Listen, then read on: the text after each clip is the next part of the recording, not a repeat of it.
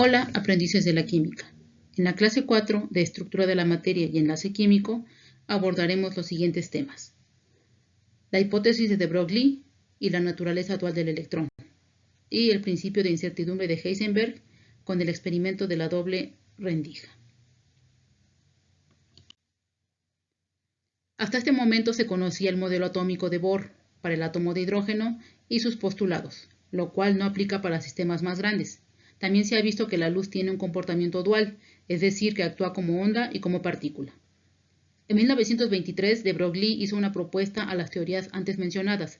Él dijo que los electrones no siguen el comportamiento de las partículas clásicas, sino que su comportamiento es similar al de las ondas. Basándose en la naturaleza dual de la luz, la cual fue evidenciada mediante el experimento del efecto fotoeléctrico, de Broglie propuso que la materia también debería tener propiedades tanto de onda como de partículas. Y no solo los electrones se comportan como ondas, sino que todas las partículas y objetos llevan asociada una onda de materia. De Broglie propuso que la longitud de onda asociada al movimiento de los electrones debía ser similar a la de los fotones, para lo cual es válida la siguiente ecuación, en donde P es igual a la constante de Planck sobre longitud de onda.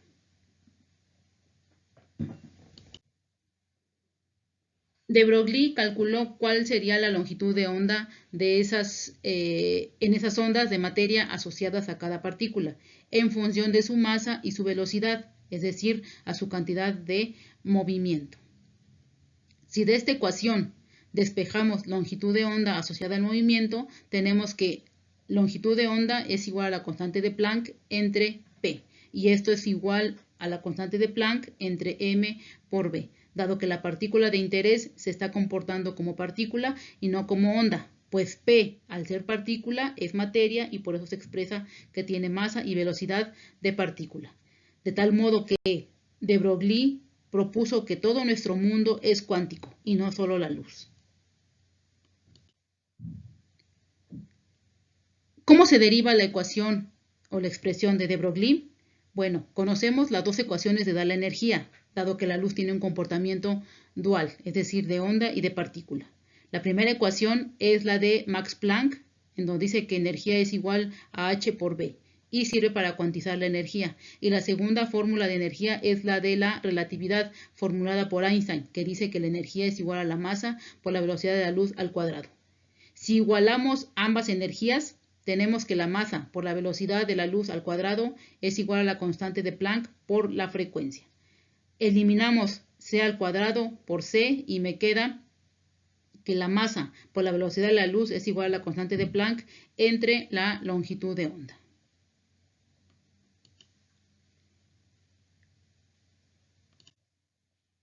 Esta expresión de masa por velocidad de la luz es igual a la constante de Planck entre la longitud de onda.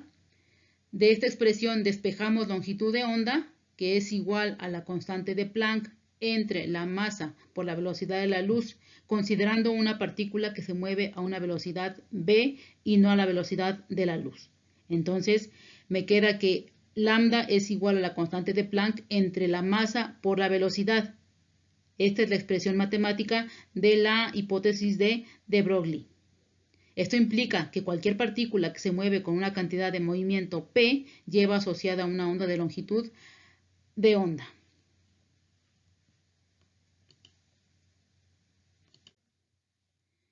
De Broglie hizo su formulación con la siguiente expresión, donde m es la masa de la partícula, b es la velocidad con la que se mueve dicha partícula y lambda es la longitud de onda asociada al movimiento de dicha partícula.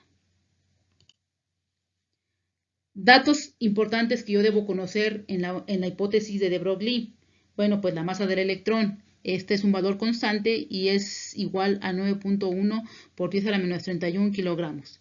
La constante de Planck ya la conocemos y es igual a 6.62 por 10 a la menos 34 joules por segundo. Y la velocidad de la partícula es la que me indiquen en función del problema que me estén indicando. Vamos a realizar un ejemplo de cálculo de longitud de onda asociada de acuerdo a la hipótesis de Broglie. Y me dice, calcula la longitud de onda asociada con un electrón que se mueve con una velocidad de 6.000 kilómetros por segundo, sabiendo que la masa del electrón es 9.1 por 10 a la menos 31 kilogramos y que H es 6.62 por 10 a la menos 34 joules por segundo.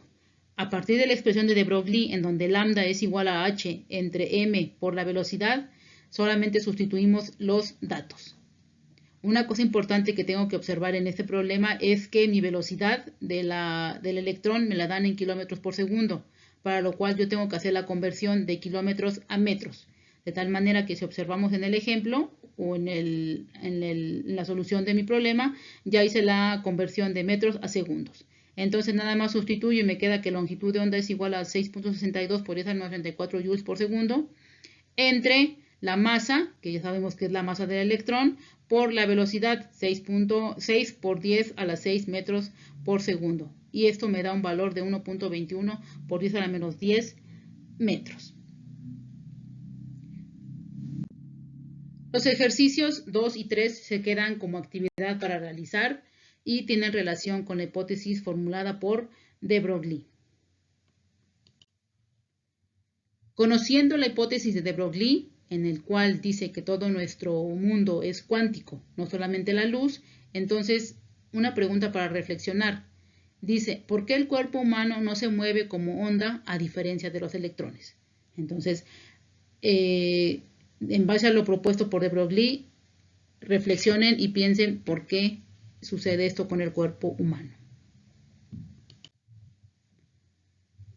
Después de que de Broglie propusiera la naturaleza ondulada de la materia, muchos físicos, entre ellos Heisenberg y Schrödinger, exploraron las consecuencias de dicha hipótesis, por lo que rápidamente surgió la idea de que por carácter de onda, la trayectoria y el destino de una partícula no pueden predecirse con precisión para cada partícula de manera individual, lo que dio lugar al llamado principio de incertidumbre de Heisenberg.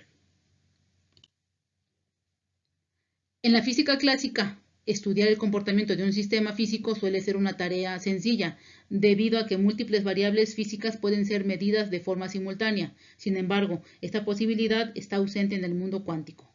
Por lo que, en 1927, el físico alemán Werner Heisenberg describió limitaciones como el principio de incertidumbre o simplemente el llamado principio de incertidumbre, en el cual afirmaba que no es posible medir tanto el impulso como la posición de una partícula de manera simultánea.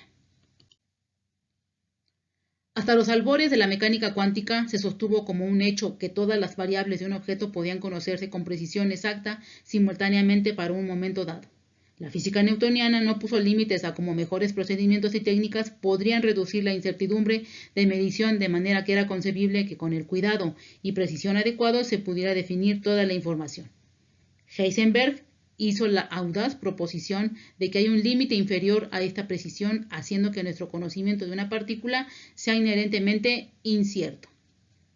Este principio de incertidumbre de Heisenberg es una teoría fundamental en la mecánica cuántica, que define por qué un científico no puede medir múltiples variables cuánticas de manera simultánea. Matemáticamente es posible expresar la incertidumbre que concluyó Heisenberg, es decir, siempre va a existir incierto o incertidumbre a la hora que se intenta medir el impulso y la posición de las partículas. Para definir matemáticamente esta expresión de incertidumbre, hay que definir dos variables importantes, que son la variable X, es la posición de la partícula, o lo que es lo mismo, la posición de un fotón de luz, que es simplemente su longitud de onda. Y la otra variable a definir es la variable P, como el momento de la partícula. Y sabemos que el momento de un fotón de luz es simplemente su frecuencia. Entonces, estas dos variables X y P son la posición y el momento respectivamente. Para presentar el cambio o variación finito en las cantidades, asignamos la letra griega delta, que se coloca delante de cada variable. Por lo tanto, nos queda que delta P es igual a la constante de Planck entre la longitud de onda. Ecuación 1. Luego, la variable X o el cambio en X es igual a la longitud de onda. Me da la ecuación 2.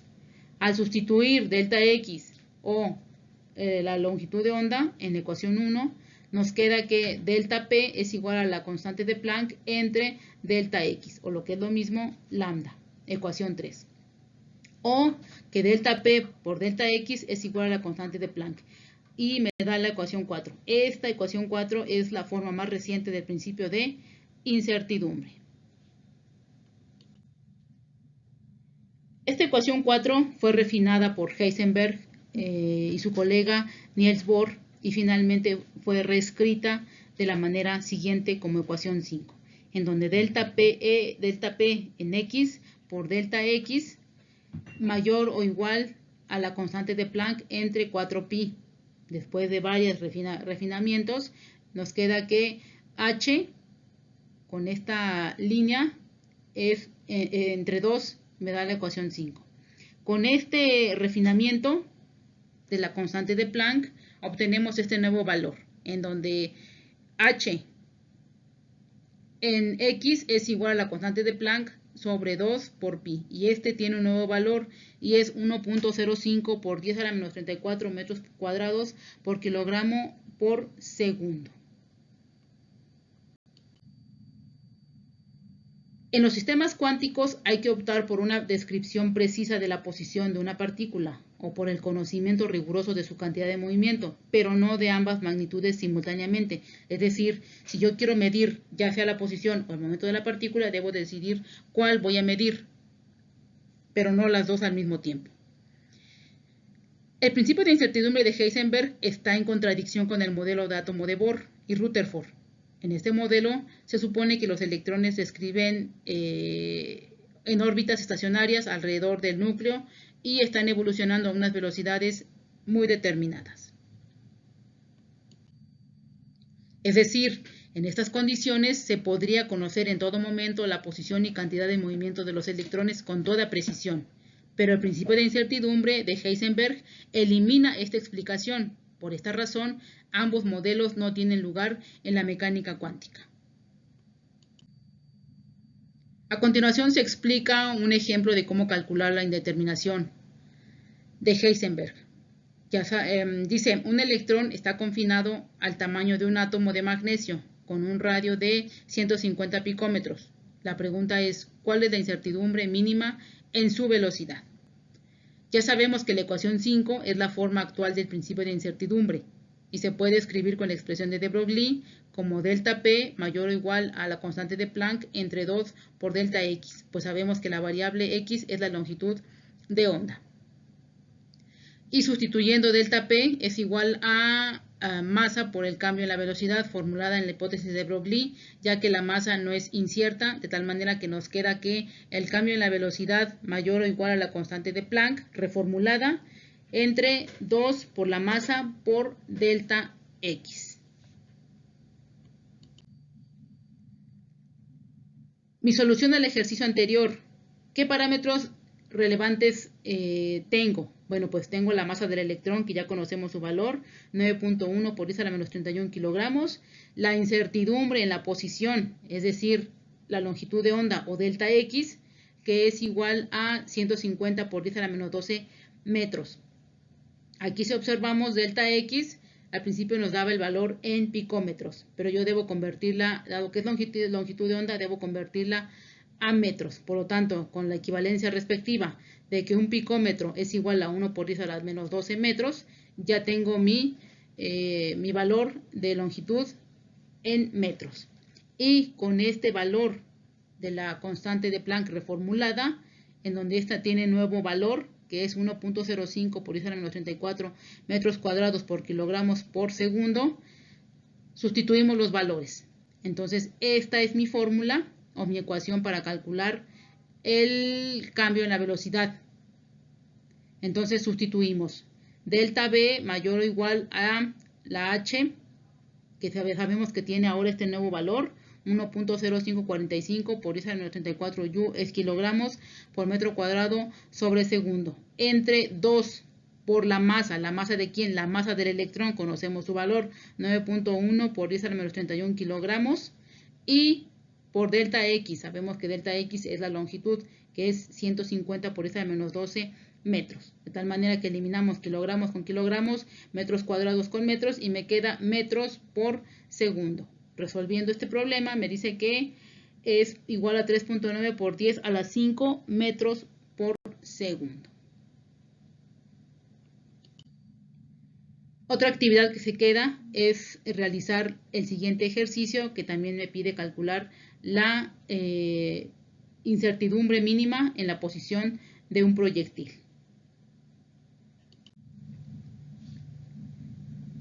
¿Qué implicaciones tuvo el principio de incertidumbre? Bueno, el principio de incertidumbre de Heisenberg ayudó a desacreditar teorías más antiguas. Otra es que lo más importante, que el principio de incertidumbre de Heisenberg hizo evidente que había un error fundamental en el modelo de átomo de Bohr, dado que la posición y el impulso de una partícula no se pueden conocer de manera simultánea. Y que la teoría de Bohr de que el electrón viajaba en una trayectoria circular de un radio fijo orbitando en el núcleo era obsoleta.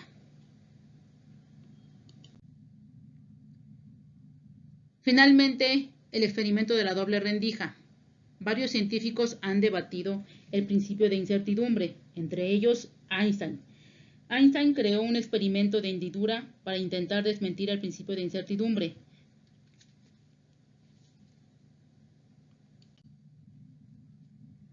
Este experimento se conoce como el experimento de la rendija doble. Bueno, la naturaleza ondulatoria de la luz pudo ser probada mediante un experimento conocido como de la doble rendija, que fue inicialmente ideado por Thomas Young en 1801. Imagina la siguiente escena. Tú estás parado frente a un estanque con agua y dentro hay dos placas metálicas. La primera tiene una ranura en el centro y más adelante hay una segunda ranura, hay una segunda placa, pero con dos ranuras. Por un lado, sabemos cómo se comportan las partículas. Chocan entre ellas, rebotan y por otro lado tenemos a las ondas. ¿Cómo puede ser las ondas que formamos en un estanque? Las cuales presentan otros fenómenos distintos como puede ser interferencia o difracción. Si se juntan dos ondas, interfieren entre ellas, lo que da lugar a zonas donde la onda se refuerza y otras en las que las dos ondas se destruyen, provocando lugares donde no se observa ninguna onda. Entonces, si un cuerpo es a la vez onda y partícula, se deberían ver los fenómenos correspondientes a las partículas y a las ondas. En esta imagen puede verse de manera más clara y se observa dicho patrón de interferencia. Aquí observamos que se emiten por esta rendija partículas y luz en forma de ondas. Entonces, en esta imagen se observa dicho patrón de interferencia, confirmando que un electrón es a la vez una partícula y una onda. En cambio, se observa que el patrón de interferencias no varía, lo que nos lleva a que los electrones interfieren con ellos mismos, o también se puede explicar como que por el cambio el electrón actúa como una onda, con lo que pasa por las dos rendijas a la vez.